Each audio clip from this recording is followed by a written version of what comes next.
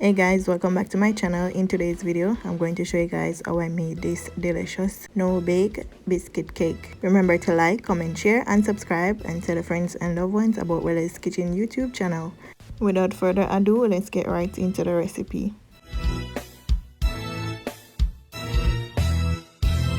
So guys, all you need for this recipe are some frosting, milk, and the biscuit. Of course, you can use any biscuit, frosting, or milk of your choice. So the first thing that I did was to dip the biscuit into the milk.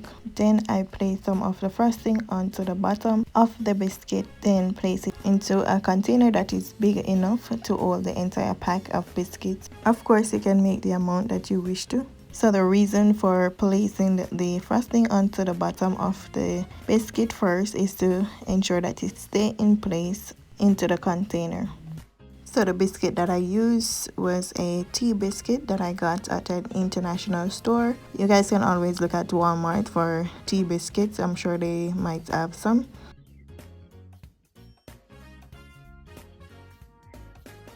After adding one layer of the biscuit, I went in with some frosting.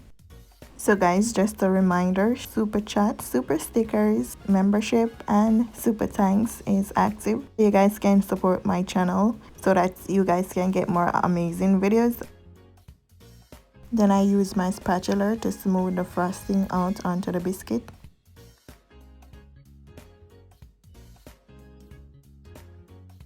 So I realized that the spatula that I was using wasn't working fast enough, so I get another spatula that is more manageable.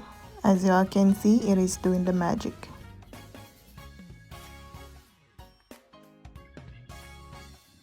Then I went in with another layer of the biscuit. This is the second layer. Remember, you can use any flavor biscuit that you like. Just ensure that you go for the low calories, because you know that there's a lot of calories in frosting and you don't want to eat a lot of sweets. So right here I went in with some chocolate frosting that I bought at Walmart. As I was saying earlier in the video, that you guys need to get the biscuit that have less sugar, because you know the more sugar it may lead to different health problems and cause overweight. So you want to go for less calories as much as possible. I don't know about you guys, but I'm watching my weight. That's the reason why I don't really bake a lot of cakes. So instead of adding only the vanilla frosting, I added some chocolate frosting as well to give the cake more flavor. So the frosting was a bit too thick, so I have to use some water onto my spatula to make it more smooth.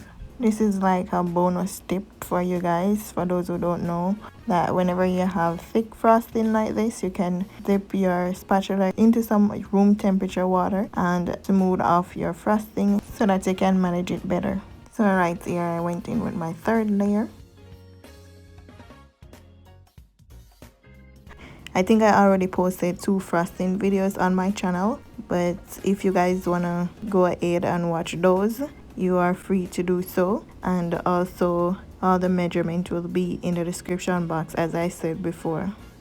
Now I'm going in with some frosting onto the top, and this is the vanilla frosting. So guys, for the milk, you guys can use any milk of your choice. I use the lactose free milk because of my situation. You can always use your favorite milk, and for those who are lactose intolerant, you guys can always use the lactose free milk, which you can get at Walmart or any grocery store. So I used about 1 to 2 cups of milk. So I don't think it really matters the amount of milk. What really matters is the amount of biscuit and how thick the biscuit is. So after adding all the layers, I ended up with 5 layers. I used vanilla frosting first, then chocolate, then vanilla, then chocolate, then the final layer was vanilla. So right there I'm adding some vanilla frosting around the edges so that it can smooth off instead of it looking all messy around the edges. So I ran out of frosting when I was doing this video, so ensure that you make enough frosting. So that's the reason why you all seeing the small amount coming out of the piping bag. After adding the frosting, I added some sprinkles of camera so that it can look beautiful. Right here I went in with my edible leaves and edible roses. You guys, I posted a separate video with the process of how I made these roses and leaves. I will place the link in the description box for you guys who haven't seen those videos as yet. After you're finished decorating, leave the cake into the refrigerator for a few hours before serving. So after placing on my flowers and my leaves, I added some edible pearls onto the top of the cake. If you guys wanted, you can always add your message like happy birthday, happy Mother's Day, you name it. I'm not really a big fan of writing on cake, so that's the reason why I leave it blank. So guys, this is the finished product of what the cake turned out to be, and it is time to eat.